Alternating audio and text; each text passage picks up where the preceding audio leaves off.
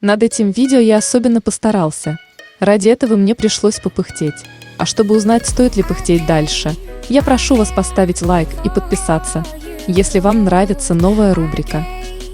Популярность на территории СНГ аниме One Piece не так популярна, как в остальном мире.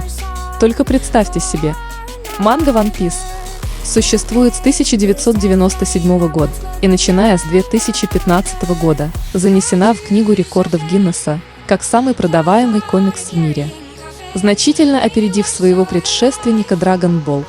Экранизация манги началась в 1999 году. Ею занялась одна из самых крупнейших японских анимационных студий Toei Animation, и благодаря связям Toei со студиями из других стран One Piece была лицензирована в России 2/2, и США 4 Kids Entertainment, которую все ненавидели, и любимая всеми Funimation Entertainment. Про другие страны ничего сказать не могу.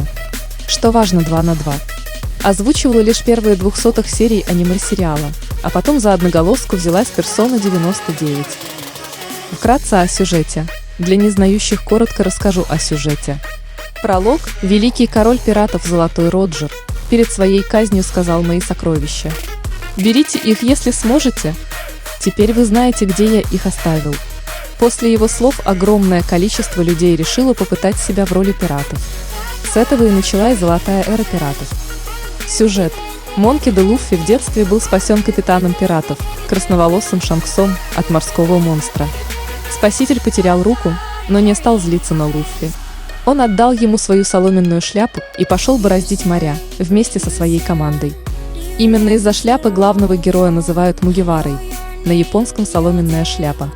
Луффи вдохновился похождениями Шанкса и решил стать королем пиратов, а заодно собрать собственную команду. Атмосфера. В своей манге Ода Эйтиро использует мощнейшие эмоциональные приемы. Так он опирается на чувства зрителей, в отличие от своего вдохновителя Dragon Ball, который воспринимается умом и разумом, а не сердцем. На момент выхода One Piece люди научились гибко использовать режиссуру в мультсериалах. Так что именно она стала главной изюминкой произведения.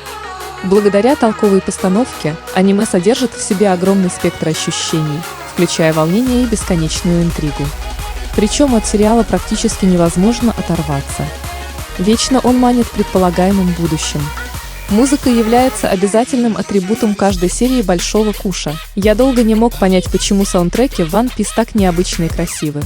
Но погуглив, узнал, что сериал вдохновлялся классической музыкой, что сильно разнообразит атмосферу.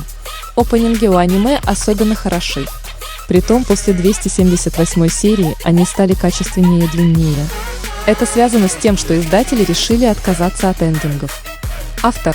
Стоит отметить, Ода Эйтиро любит и уважает фан-базу своего аниме. Он не кормит зрителей шлаком и одним лишь фан-сервисом, как это делало аниме Наруто.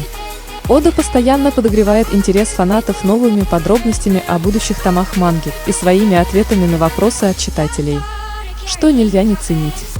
Жанр. Манге One Piece безумно повезло с датой выхода. Вдохновитель One Piece, Dragon Ball, вышел в 1986 году и невероятно сильно популяризировал жанр сёнэн, вместе с тем дополнив его огромным количеством новых подробностей. Так сказать, позволил сёнэн обрести второе дыхание. И это послужило Большому Кушу огромной прибавки к числу читателей, что помогает сериалу держаться на плаву уже более 20 лет. Сеттинг. One Piece – один из редких представителей пиратского сеттинга.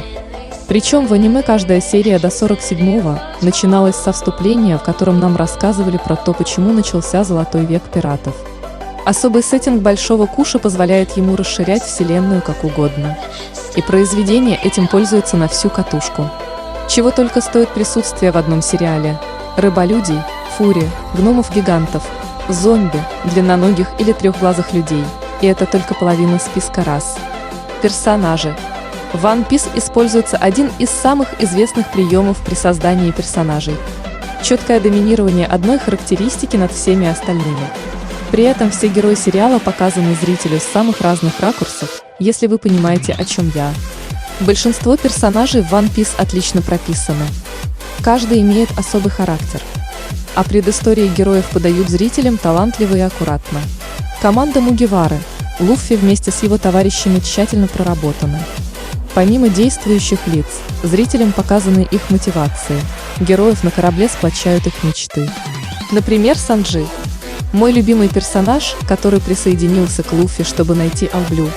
Легендарное море-океан, где содержатся рыбы из всех остальных морей мира Большого Куша. Оппоненты – злодеи. Злодеев в сериале нет. Антагонистов не делят на хороших и плохих. Они так же, как и главные герои, пытаются достичь своих целей, которые идут вразрез с теми же у героев. В остальном они так же хороши, как и другие персонажи. Не думаю, что Большой Куш стоит долго расхваливать. Ведь всем и так ясно, что это самый настоящий шедевр. One Piece сформировала вокруг огромную и, что важно, активную фан-базу. Что я заметил? По тайтлу все время выходят качественные и интересные видео по догадкам от фанатов. Не забудьте написать комментарий о том, что вы думаете о One Piece. Подпишитесь и поставьте лайк. Это правда поддержит меня как автора. Всем пока!